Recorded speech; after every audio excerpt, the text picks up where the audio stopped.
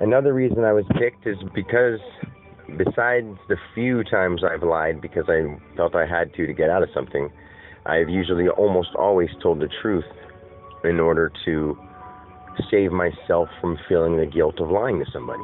I've almost always done that. I mean, I may have lied a few times, but at that point in time, I thought it was better for the person I loved to not be hurt, if that makes any sense. It doesn't make it okay, but that's just why. That's how we people think, you know?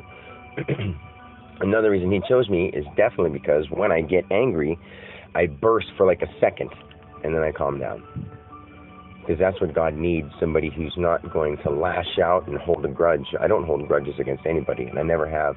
The only person in life, in the human form, and it sounds funny to keep saying that, but the only person that I've ever really had a grudge against was Matt Renner.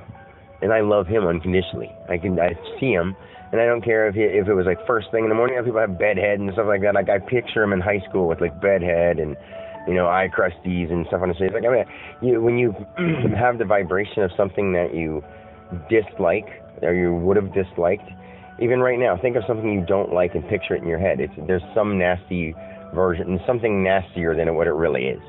Like when you see someone, you're like, oh, he's a jerk. Well, apparently right there when you say that, you know, you're saying and seeing and believing in something that isn't really, because it's just the way you're making it appear in your mind.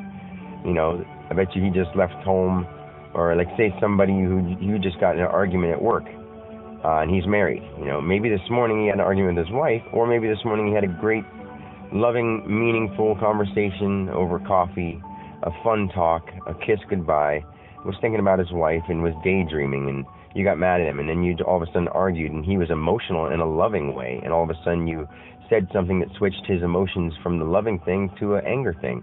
Emotions can also be switched like channels. We know that. But we all just have to start to learn to take our time and be in the moment and think about things before we say them and think about things before we do them.